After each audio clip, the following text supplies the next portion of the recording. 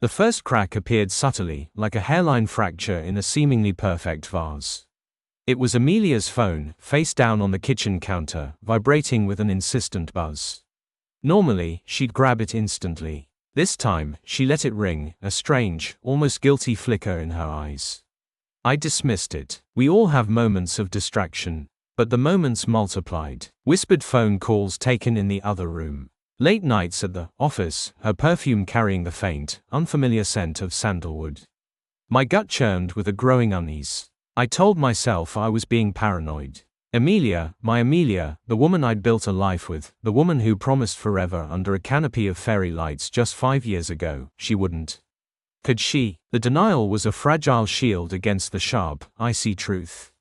The truth that manifested itself one rainy Tuesday evening. I came home early, a migraine forcing me to abandon a crucial meeting. I envisioned Amelia fussing over me, a cool cloth on my forehead, her gentle touch a balm to my throbbing head. Instead, I found him. Right there, in my living room, on my sofa, his hand tangled in Amelia's hair. The sandalwood scent hung heavy in the air, thick with betrayal. My breath hitched, the world tilting on its axis. The vase, already fractured, shattered into a million pieces. He was Daniel, a colleague from her office, a man I'd met at company picnics, shaken his hand, welcomed him into our home. The image of his smug, self-satisfied smile seared itself into my memory.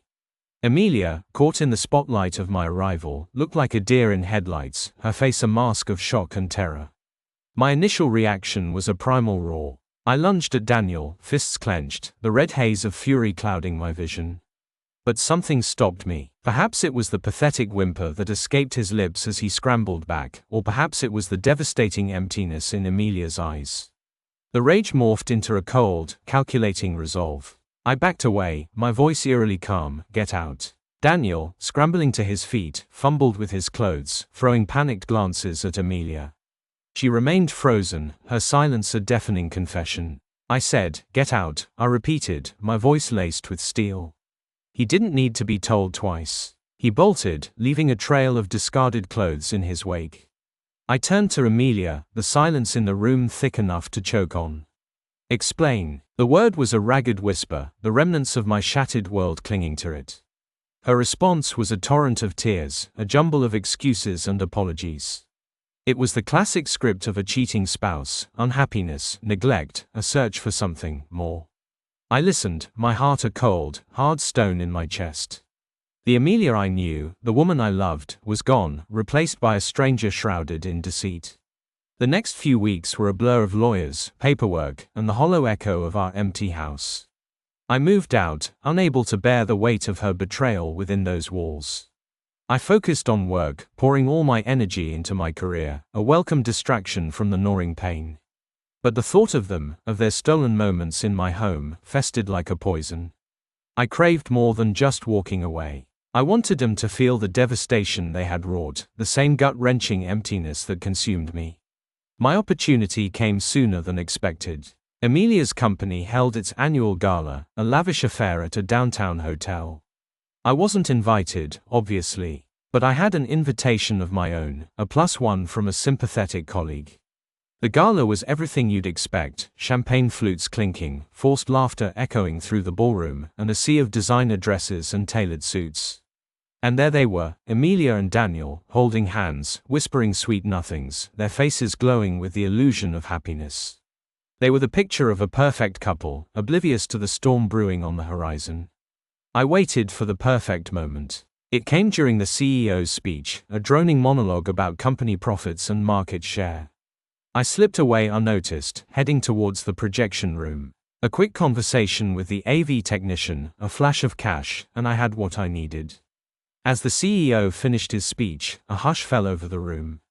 Then, the large screen behind him flickered to life. It wasn't the company logo, as expected. Instead, it was a slideshow. Pictures of Amelia and Daniel, stolen moments captured on hidden cameras I'd installed in my living room. Their secret rendezvous, their whispered promises, their illicit embraces, all splashed across the screen for everyone to see. The silence in the room was deafening, then erupted into a cacophony of gasps and whispers.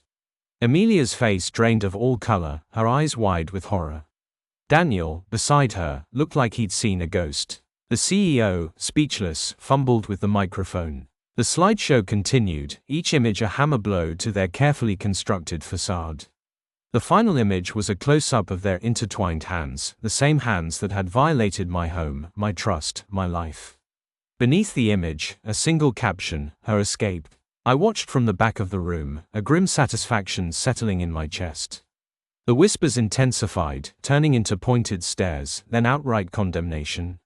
Amelia's colleagues, her friends, even her boss, all turned their backs on her, their expressions a mixture of disgust and pity. Daniel, his face a mask of shame, tried to melt into the crowd, but it was no use. He was branded, just as she was. Their world, so carefully built on lies and deceit, crumbled around them. The whispers followed him as they fled the ballroom, a pariah couple banished from their carefully curated paradise. I didn't stay to watch the aftermath. I slipped out of the hotel, the cool night air a welcome balm on my skin. The pain wasn't gone, not entirely, but something had shifted. The anger, the bitterness, had begun to dissipate, replaced by a sense of closure.